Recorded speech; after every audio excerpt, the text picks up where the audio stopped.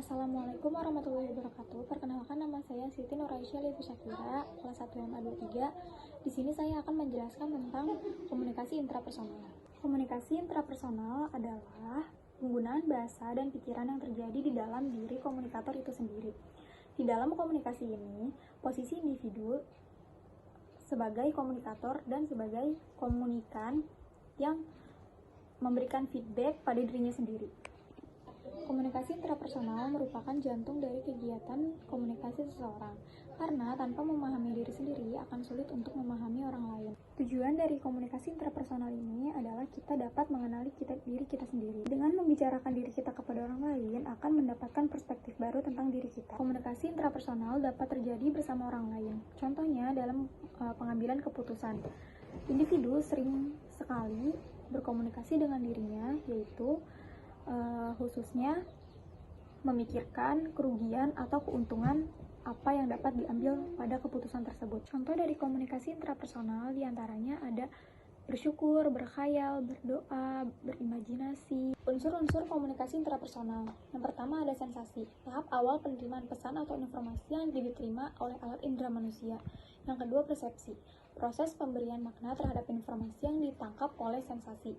Pemberian makna ini melibatkan unsur subjektif. Yang ketiga ada memori, proses penyimpanan informasi dan evaluasinya dalam kognitif individu. Kemudian informasi dan evaluasi tersebut dikeluarkan atau diingat kembali pada suatu saat, baik sadar maupun tidak sadar. Yang keempat ada berpikir, proses mengelola, memanipulasi informasi untuk memenuhi kebutuhan atau menyelesaikan masalah. Proses ini meliputi pengambilan masalah dan berpikir kreatif. Menurut Effendi, komunikasi intrapersonal adalah proses di mana individu menciptakan pengertian, yakni komunikasi yang berlangsung dalam diri. Meliputi kegiatan berbicara kepada diri sendiri dan kegiatan-kegiatan mengamati dan memberikan makna, intelektual dan emosional, kepada lingkungannya. Faktor yang mempengaruhi komunikasi intrapersonal. Menurut Potter dan Perry, terdapat beberapa faktor yang mempengaruhi kemampuan komunikasi intrapersonal. Di antaranya, yang pertama perkembangan. Tingkat perkembangan dalam berbicara bervariasi dan hal ini berhubungan erat dengan perkembangan anak. Orang tua memberikan pengaruh penting terhadap kemampuan anak untuk berkomunikasi. Perkembangan pada individu menentukan jenis komunikasi apa yang akan dipilih. Yang kedua ada nilai. Nilai dapat mempengaruhi interpretasi pesan dan juga bagaimana individu menginterpretasikan ide yang datang pada orang lain. Jika nilai yang dimiliki seseorang berbeda dan tidak ada penyesuaian antar individu, kemungkinan akan terjadi konflik saat melakukan komunikasi. Yang ketiga ada emosi. Emosi dapat membuat seseorang salah menginterpretasikan pesan yang diterima. Jika emosi mempengaruhi komunikasi, dimaknai sebagai perasaan subjektif seseorang dan mempengaruhi individu bagaimana berinteraksi dengan seseorang.